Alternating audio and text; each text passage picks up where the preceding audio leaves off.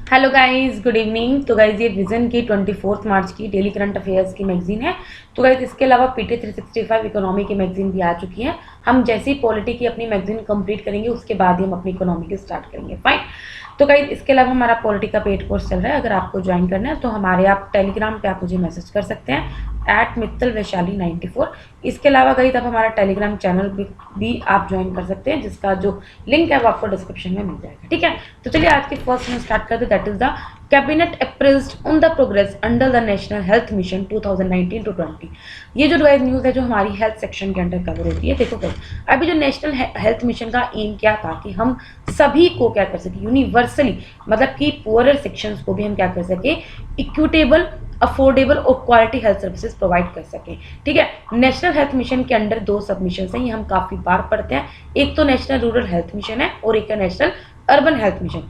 इसके main components क्या है कि हमें क्या करना है, health system strengthening reproductive maternal neonatal child and adolescent health. मतलब कि गाइस जो करना है, जो माँ की केयर होती है, जैसे जो नई माएँ बनती हैं उनकी केयर करनी है, या फिर जो बच्चे भी पैदा हुए हैं उनकी केयर करनी है, या फिर जो टीनेजर गर्ल्स होती हैं उनको हमें केयर प्रोवाइड करना है। ठीक है, इसके अलावा जो communicable and non communicable disease हैं उनके ऊपर इसमें फोकस किया गया। ठीक है, 2019 में न्यू इनिशिएटिव इसमें ऐड किए गए हैं। क्या इनिशिएटिव ऐड किए गए हैं? एक तो है social awareness actions to neutralize pneumonia successful. देखो इस नाम से समझ में आएगा, सांस इनिशिएटिव किससे रिलेटेड है? निमोनिया से रिलेटेड है।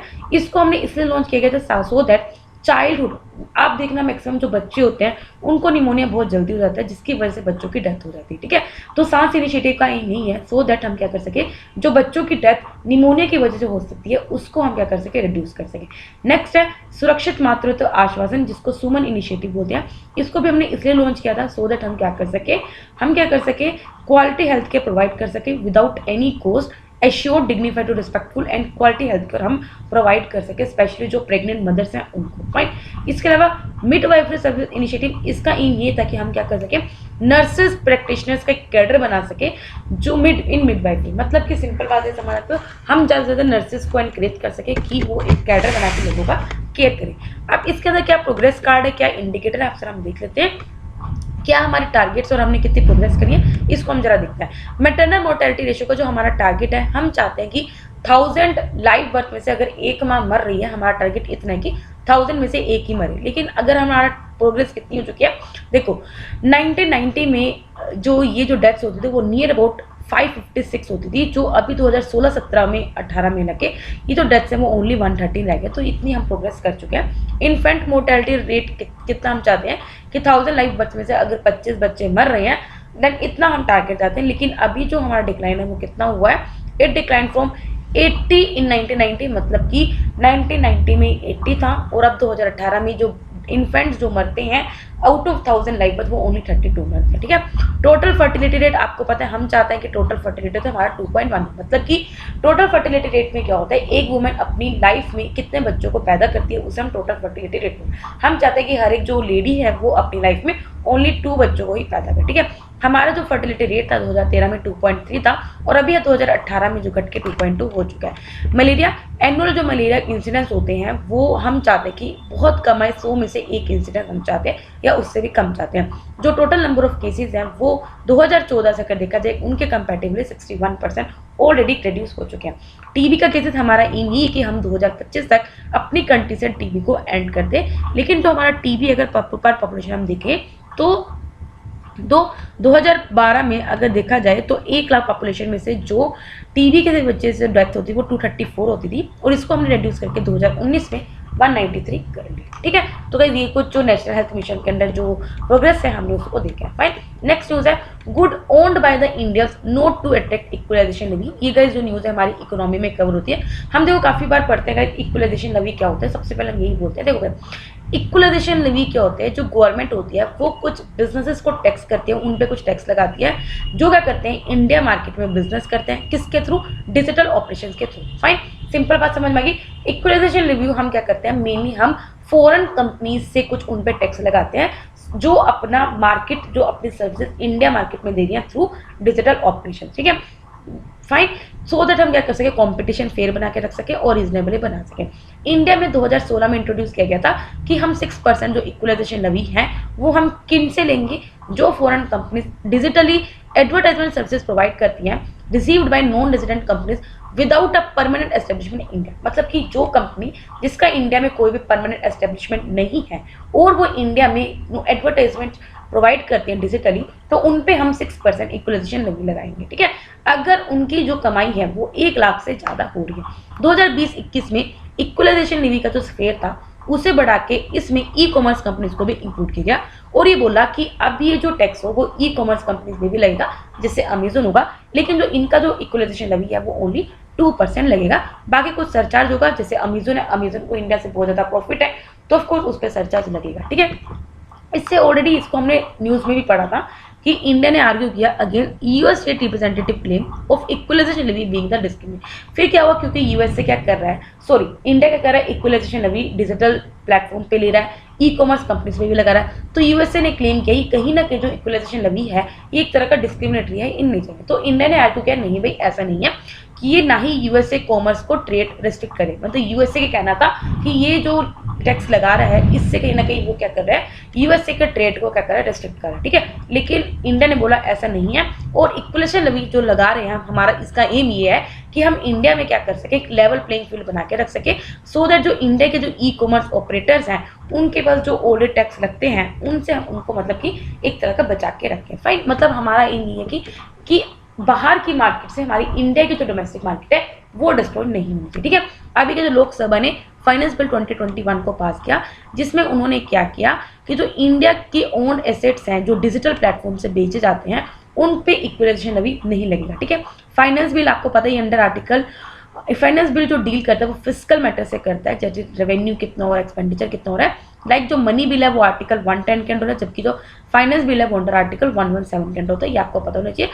फाइनेंस बिल और आर्टिकल मनी बिल में काफी ज़्यादा डिफरेंस होता है। फाइनेंस बिल मेनली क्या करता है, टैक्सेस वगैरह से लेना देना करता है। ठीक है, नाउ अगर कोई भी गुड्स और सर्विसेज को हम लिस्ट करें फॉरेन मार्केट में जैसे अमेजोन पे जो ओन किए जाते हैं या फिर जो इंडियन रेजिडेंट को प्रोवाइड किए जाते हैं या फिर इंडियन परमानेंट एस्टेब्लिशमेंट को प्रोवाइड किए जाते हैं, वो उन पे इक्वलाइजेशन लेवी नहीं लगेगा। ठीक है, नाउ इफ गुड्स और services listed on a foreign market place like Amazon are owned और provided by an Indian resident और Indian permanent establishment of a foreign entity that are not liable for equalization levy. Like अगर Amazon का जो permanent office है वो India में है तो उस पर इक्वलाइजेशन लेवी नहीं लगेगा। अभी हमने क्या पढ़ा, जिसका परमानेंट एस्टेब्लिशमेंट नहीं है उन पे लगेगा। ठीक है, तो ये आपको याद रखना है। नेक्स्ट न्यूज है draft order banning of insecticides order 2020 under review by the central government panel. देखो यहाँ पे हम किसकी बात करें, इंसेक्टिसाइड्स की बात करें, बैनिंग ऑफ इंसेक्टिसाइड। तो ये जो हमारी न्यूज़ है किसमें कवर होगी, एनवायरमेंट में। ये जो ड्राफ्ट रिलीज हुआ है मई 2020 में, सो दैट इसका एम क्या है कि हम क्या कर सके,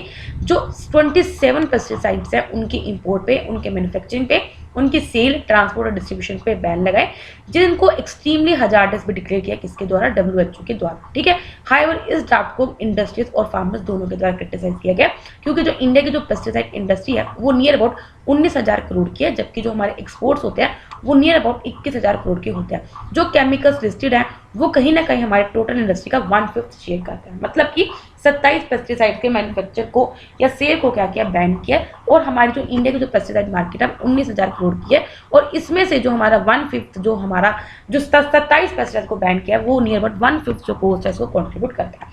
अब इन अफोर्डेबल केमिकल्स को बैन करने से क्या होगा, फूड सिक्योरिटी इफेक्ट हो सकती है, क्योंकि जो कल्टीवेशन कॉस्ट है वो भी हाई होगी।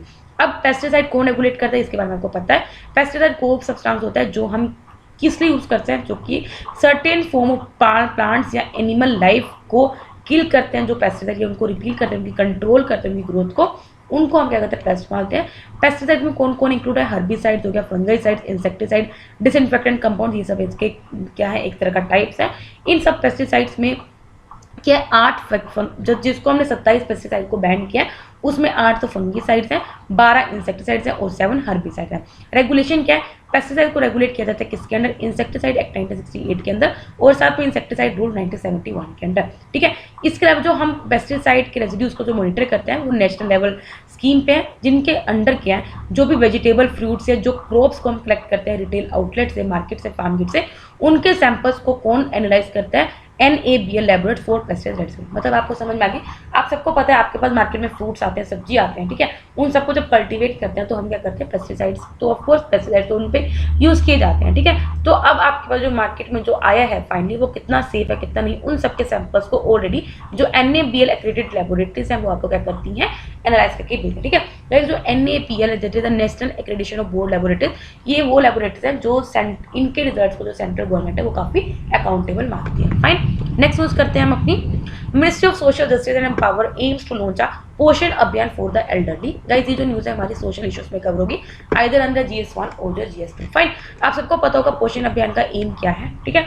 इसका एम ये है कि हम क्या कर सके, जो न्यूट्रिशन सपोर्ट है वो एल्डर्स को भी दें जो ओल्ड एज होम्स में भी रह रहे हैं और साथ में जो माल न्यूट्रिशन से सभी सफ़र कर रहे हैं। ये जो स्कीम है वो फोकस करेगी कि हम क्या कर सकें, परचेज करेंगे लोकली जो अवेलेबल हेल्दी फूड मटेरियल है उस पर फोकस करेगी, और हम क्या कर सके जो मिड डे मील्स हैं उनको प्रोवाइड कर सके ओल्डर पीपल को, हॉट कुक्ड जो मतलब कि गर्म खाना उन लोगों को प्रोवाइड कर सके जो बूढ़े लोग हैं, ठीक है। इनको एजेंसीज कौन कौन सा जो इस स्कीम को इम्प्लीमेंट करिए, ग्राम पंचायत या फिर अर्बन म्यूनिसिपैलिटी। फंडिंग कौन करें, ये जो फंडिंग होगी इसका जो सारा खर्चा है वो कहाँ से जाएगा, from senior citizen welfare fund जिसको सेटअप किया गया था बाय फाइनेंस एक्ट 2015। अभी क्या सेंसस 2011 के according nearly 104 million elderly person है जिनकी एज 60 साल से अबव है। इसमें से 53 मिलियन फीमेल्स हैं और 51 मिलियन मेल्स हैं, और इसका माना जा रहा है जो नंबर है वो 2026 तक 173 मिलियन पहुंच जाएगा, ठीक है। अब ये जो सीनियर सिटीजन है क्या चैलेंजेस फेस कर रहे हैं, सबसे पहले के स्टीरियोटाइप्स हैं जो जिसकी वजह से जो ओल्डर पीपल को हम क्या करते हैं थोड़ा सा इग्नोर कर देते हैं। फैमिली स्ट्रक्चर चेंज हो रहा है, जहाँ जॉइंट फैमिली होती थी वो न्यूक्लियर फैमिलीज में बदल रही है। सोशल सपोर्ट नहीं है उन लोगों के पास, या फिर क्वालिटी हेल्थ केयर की सर्विस उन लोगों के पास नहीं है, ठीक है। इनिशिएटिव्स क्या लिए ताकि हम एल्डरली पॉपुलेशन जो एल्डर लोग हैं उनको केयर प्रोवाइड कर सके। Ministry of health and family welfare ने already decade of healthy ageing को लॉन्च किया गया, दैट इज द 2020 to 2020। इसके अलावा इंटीग्रेटेड प्रोग्राम चल रहा है for older person, national programme for health care for elderly, ये सब प्रोग्राम चले जा रहे हैं जो सेंट्रल गवर्नमेंट ने लॉन्च किए गए। Indira Gandhi national old age pension scheme, इसके अंदर हम पेंशन प्रोवाइड करते हैं। राष्ट्रीय वैश्य योजना, प्रधानमंत्री वय Vandana Yojana and the national action plan for senior citizen. तो ये कुछ प्लान है जो हम एल्डर लोगों के लिए चला रहे हैं। फाइन, नेक्स्ट न्यूज है ISRO makes breakthrough demonstration for free space quantum key distribution over 300 metre. गई जो माई न्यूज है साइंस एंड टेक्नोलॉजी के अंदर कवर हुई। अभी क्या ये जो एक्सपेरिमेंट हुआ है कहीं ना कहीं एक ज़्यादा ब्रेक थ्रू है towards ISRO goal of satellite based quantum communication, जहाँ पे इसरो क्या करेगा कुछ मतलब कि डेमोस्ट्रेट मतलब कि एक तरह का प्रेजेंट करेगा technology between the 2 Indian ground station. Fine, अभी जो क्वांटम की डिस्ट्रीब्यूशन टेक्नोलॉजी है एक तरह का क्या करती है, मतलब कि आपको कम्युनिकेशन का सिक्योर मेथड आपको प्रोवाइड करती है जिसमें कोई भी अटैक नहीं होगा from any amount of competition. मतलब कि जैसे आप क्या करते हो, आप लाइक व्हाट्सएप पे चैट करो या फिर आप फोन पे बात करो, ठीक है। तो ये जो आप कम्युनिकेशन करते हो ये इतना सिक्योर नहीं होता, लाइक आपकी बातें लीक भी हो सकती हैं। अगर आप फोन पे बात करो तो भी ये बातें लीक हो सकती हैं, अगर आप चैट करो तो भी लीक हो सकती है। तो ये एक तरह का सिक्योर मेथड ऑफ कम्युनिकेशन नहीं है, ठीक है। लेकिन जो क्वांटम की डिस्ट्रीब्यूशन मेथड है, ये जो टेक्नोलॉजी है ये आपको secure method of communication provide करेगा जहाँ पे क्या अटैक्स नहीं होगा, ना ही आपको साइबर थ्रेट का खतरा होगा, ठीक है। ट्रेडिशनल जो क्रिप्टोग्राफी है इसमें जो सिक्योरिटी है वो किस पे इफेक्ट है कि इसमें जो एडवर्सरी होगी वो अनेबल होती है to solve a certain mathematical problem, ठीक है। मतलब अभी जो आपके पास मेथड्स हैं इसमें क्या होता है, अगर कुछ भी लाइक मिस हैपनिंग हो जाए तो आप मतलब कि नॉर्मली इस एडवर्सरी को आप सॉल्व नहीं कर पाओगे, ठीक है। ये जो क्वांटम क्रिप्टोग्राफी होगा ये एक तरह का फ्यूचर प्रूफ है, since no future advancements in the computational power can break the quantum cryptography. मतलब सिंपल बात यही है कि जो अभी जो हम यूज करते हैं ट्रेडिशनल क्रिप्टोग्राफी, आपने देखा होगा जो आपके व्हाट्सएप के मैसेज होते हैं वो एंड टू एनक्रिप्टेड होते हैं। एनक्रिप्टेड का मतलब क्या होता है, जो आप मैसेज करते हो जब आपने चाहे हाई भेजा है वो हाई में आपने भेजा, लेकिन जब तक उस बंदे के पास भेजेगा वो एक कोडिंग में जाएगा सो दैट उन कोड्स को कोई पढ़ ना पाए कि आपने मैसेज क्या भेजा। फाइन, तो जो भी ट्रेडिशनल क्रिप्टोग्राफी है वो अभी भी क्या कर सकते हैं, यहाँ पे आपकी जो मतलब कि कम्युनिकेशन है वो भी लीक हो सकती है, लेकिन जो क्वांटम क्रिप्टोग्राफी है वो एक फ्यूचर प्रूफ माना जा रहा है क्योंकि आपको इस तरह से सुरक्षित रखेगा कि इसमें कोई भी जो कंप्यूटर की जो पावर है वो आपकी मतलब कि खबर को लीक नहीं कर सकता, ठीक है। क्वांटम की डिस्ट्रीब्यूशन में जो सिक्योरिटी अचीव करेगी वो क्वांटम फिजिक्स के लॉ से की जाएगी। इसके अंदर जो 2 इंपॉर्टेंट लॉज जो यूज किए जा रहे हैं वो सुपर पोजिशन है और एक एंटेंगलमेंट है, ये हमने पहले भी पढ़ा था, ठीक है। सुपर पोजिशन का मतलब क्या होगा, इसमें एक क्यूबिट होगा जो रिप्रेजेंट करेगा 1 और 0 एक सेम टाइम, ठीक है। हमने कहे थे पहले पिए हुए एक तरह से आपके बिट्स होते हैं, ठीक है, बाइनरी नंबर होते हैं। इससे जो सुपरपोजिशन होता है इसमें क्यूबिट्स होते हैं जो क्या करेगा एक टाइम पे 1 और 0 दोनों को रिप्रेजेंट कर सकता है। ये क्या करता है इन्फॉर्मेशन को स्टोर करने के अलावा, मतलब कि क्या करता है जो नॉर्मल होते हैं वो इन्फॉर्मेशन को स्टोर करते हैं बिट्स यूज करके, जो 0 या 1 के दिए यूज कर, मतलब कि जो आपका मैसेज होगा वो इस तरह का आपको मतलब कि शो कर सकता है, फाइन, इस तरह का, ठीक है। तो आइदर जो आपकी इन्फॉर्मेशन सोल्व होती है स्टोर होती है वो 0 और 1 में सेव होते हैं जैसे कन्वेंशनल कंप्यूटर करते हैं, लेकिन जो क्वांटम कंप्यूटर होते हैं वो क्वांटम बिट्स यूज करते हैं और इसमें क्या होगा वो एक टाइम पे 0 और 1 दोनों को यूज कर सकते हैं। समझ आ गई? तो जो क्वांटम कंप्यूटर्स होते हैं ये क्वांटम बिट्स यूज करते हैं या फिर हम क्यूबिट से बोलते हैं, जो इन्फॉर्मेशन को कोड करते हैं किसमें 0 और 1 दोनों सेम टाइम पे वो 0 और 1 दोनों में सेव कर सकते हैं, ठीक है। एंटेंगलमेंट का मतलब क्या होता है, जो क्यूबिट्स होते हैं वो सुपरपोजिशन होते हैं और एक दूसरे से कोरिलेट होते हैं, मतलब कि state of 1 whether it is a 1 और 1 can depend on state of 1, ठीक है। सिंपल बात ये आपको ज्यादा नहीं समझना, ठीक है। दो प्रिंसिपल्स है क्वांटम फिजिक्स के, that is a superposition and entanglement, ठीक है। बजट 2020 ने अभी अनाउंस किया है, that is a national mission on quantum technologies and application, किसके under, department of science and technology. इसमें कहाँ पे फोकस करेंगे, हमारा फंडामेंटल साइंस पे, ट्रांसलेशन, टेक्नोलॉजी डेवलपमेंट, स्टार्टअप से, सो दैट हम जो नेशनल प्रायोरिटी से रिलेटेड इश्यूज हैं उनको एड्रेस कर सकें, स्पेशली जो नेशनल सिक्योरिटी है। सेकेंड हम कहाँ पे इनका एप्लीकेशन से हम क्या बूस्ट करेंगे, हम एरोस्पेस इंजीनियरिंग में जो रिसर्चर्स को बूस्ट कर सकते हैं, न्यूमेरिकल वेदर प्रेडिक्शन में, cyber security, advance manufacturing, health and agriculture, इन सब में अपने जो एप्लीकेशन है उनको बूस्ट कर सकते हैं, फाइन। तो गाइस आई होप आपको ये न्यूज़ समझ में आई होगी। So you should know quantum key distribution किससे रिलेटेड है, it is related to so that you can provide, so that we can provide a secure method of communication, fine. अब हम कुछ छोटे छोटे न्यूज़ पढ़ लेते हैं। That is the first news है नेशनल मिशन ऑन लाइब्रेरीज, इसको फॉर्मुलेट किया गया यूनियन मिनिस्ट्री ऑफ कल्चर, कब किया गया था, 2012 में। इसके 4 कंपोनेंट्स है, दैट इज द, इसके अंदर हम national virtual library of India को क्रिएट करेंगे। हम इसके अंदर जो national mission on libraries model libraries को सेटअप करेंगे, क्वांटिटेटिव और क्वालिटेटिव सर्वे करेंगे लाइब्रेरीज का भी और कैपेसिटी बिल्डिंग भी करेंगे। इसको फॉर्मुलेट किया गया था in person of national knowledge commission recommendation, जो नेशनल नॉलेज कमीशन है उन्होंने रिकमेंड किया था कि हमें लाइब्रेरीज को डेवलप करना चाहिए और इन्फॉर्मेशन साइंस सेक्टर को हमें डेवलप करना चाहिए। नेक्स्ट है UNHRC, that is the united nation human right council. India ने क्या बोला है कि वो वोटिंग नहीं करेगा on a resolution on alleged human right violation by the Sri Lanka during the final days of Tamil Eelam war, ठीक है। सिंपल बात ये कि अभी ये वोट किया जा रहा है कि श्रीलंका ने क्या किया था, ह्यूमन राइट को वायलेट किया था जब तमिल एलम वार हुआ, ठीक है।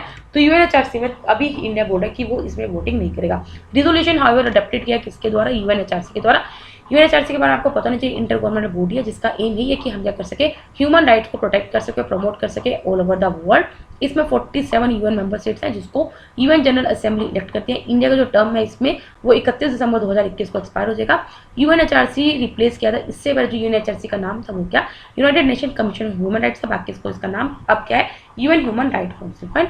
नेक्स्ट है ग्लेशियर लेक आउटबर्स्ट फ्लड्स, देखो ये आपको पता होगा ग्लेशियर लेक आउटबर्स्ट फ्लड्स का मतलब क्या होता है, एकदम से अगर लेक से वाटर को रिलीज किया जाता है या ग्लेशियर मेल्ट हो जाता है which is form by the later terminal end material, तो क्या होता है ग्लेशियर लेक आउटबर्स्ट, मतलब कि वो लेक जो ऑलरेडी ग्लेशियर से बना हुआ है और जब ग्लेशियर मेल्ट होता है तो एकदम से उस लेक में से जो वाटर है वो एकदम से सडन रिलीज होता है, तो उसकी वजह से जो फ्लड आ जाती है it is called as glacier lake outburst, ठीक है।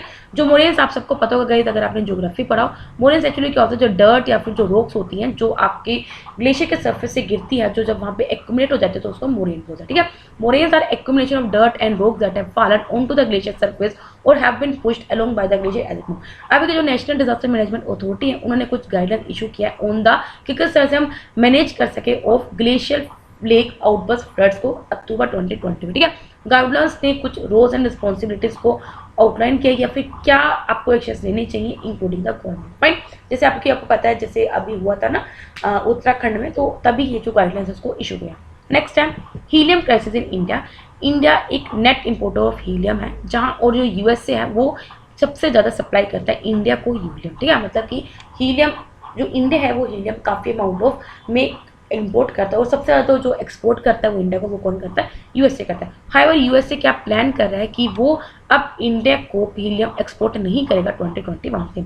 अब इंडिया का जो अल्टरनेटिव है वो क्या है, one alternative is India's Rajmahal volcanic basin. India के पास इंडिया को कहाँ से हीलियम मिल सकता है, एक तो इंडिया का जो राजमहल वोल्केनिक बेसिन है जो कि हीलियम वहाँ पे बहुत ज़्यादा अमाउंट में प्रेजेंट है, जो हमारी कंट्री की डिमांड को पूरी कर सकता है। ठीक है। हीलियम क्या आपको पता होना चाहिए, एक इनर्ट गैस है, नोबल गैस है, ठीक है, कलरलेस, ओडरलेस और टेस्टलेस होता है। इसकी एप्लीकेशंस कहाँ पे है, मैग्नेटिक रेजोनेंस इमेजिंग पे, एमआरआई जो स्कैन्स होते हैं उनमें होती है, रॉकेट्स में इसको यूज़ किया जाता है, न्यूक्लियर रिएक्टर्स में इसको यूज़ करते हैं, या फिर जो हम जो ऑप्टिक केबल बनाते हैं उन सब में भी हीलियम को यूज़ करते हैं। नेक्स्ट है पोर्ट इलोरा। अभी जो पोर्ट इलोरा है ये मिशन सागर 4 का पार्ट है, जहाँ पे जो इंडियन नेवल शिप जलाश्वा है वो अभी पोर्ट इलोरा पे अराइव हुआ। मिशन सागर आप सबको पता है कि मई 2020 में लॉन्च किया गया था, सो दैट हम क्या कर सके, कोविड-19 रिलेटेड असिस्टेंस प्रोवाइड कर सके अपने जो आइलैंड नेशन है जैसे Maldives, Mauritius, Madagascar, Comoros, Seychelles, इनको हमने असिस्टेंस प्रोवाइड की गई है। इहोल एक मल्टीपर्पज डीप वाटर पोर्ट है जो कहाँ पे सिचुएटेड है, मडागास्कर के साउथर्न पोर्ट, ठीक है। सो आपको ये पता होना चाहिए पोर्ट इहोला कहाँ लोकेटेड है, मडागास्कर, तो यही ये यहाँ पे इंपॉर्टेंट इसकी चीज हो सकती है। नेक्स्ट है यूगर्स, हमने काफी बार पढ़ा है यूगर्स क्या है, ये एक प्रीडोमिनेंटली मुस्लिम है जो टर्किक एथनिसिटी के हैं और कल्चरली और इथनिकली ये बिलोंग करते हैं सेंट्रल एशियन नेशन से। चाइना क्या करता है, हमेशा ही बोलता है जो ईगो रिलीजियस है, जो कमर्शियल कल्चर राइट्स है उनको कर्टेल करता है और क्या करता है कि उनको डी मुस्लिमाइज करने की बात करता है, ठीक है।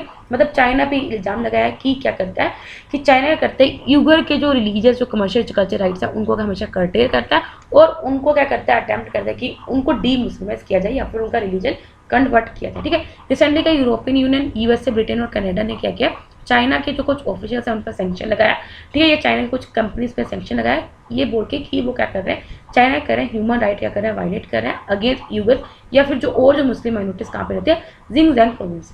फाइन, लास्ट की न्यूज आके जाते थे, लचित बोरफुकन अभी क्या है, ये जनरल थे during the 17th century period of the Ahom dynasty, ठीक है। असम की आपको पता अहोम डायनेस्टी थी, तो उस पीरियड के क्या ये जनरल थे। ये क्यों माने जाते थे, he was best known for the battle of Saraighat जो कि ब्रह्मपुत्र रिवर पे हुई थी, जहाँ इन्होंने मुगल्स को हराया था 1671 में, ठीक है। लचित को अपॉइंट किया गया था एज अ बोरकू खाऊ बाय द किसके द्वारा, बाय किंग चक्रध्वज सिंह। बाकी जो बोरकू खाऊ ये पोजीशन है embedded with the both executive and judicial power, मतलब आपको समझ में आ गया। लचित एक इंसान थे जिनको क्या किया गया था, इस पोजीशन पे बैठाया गया था, किस पे, बोरपुकन पोजीशन पे। और पोजीशन क्या था, ये एक तरह का मतलब कि वो एग्जीक्यूटिव और जुडिशियल पावर्स उनके पास दो, ठीक है। तो गाइस यहाँ पे हमारे डेली करंट अफेयर्स कंप्लीट होते हैं। अगर आपको वीडियो पसंद आए लाइक करना, कोई डाउट हो कमेंट करना। तब तक के लिए बाय बाय, टाटा।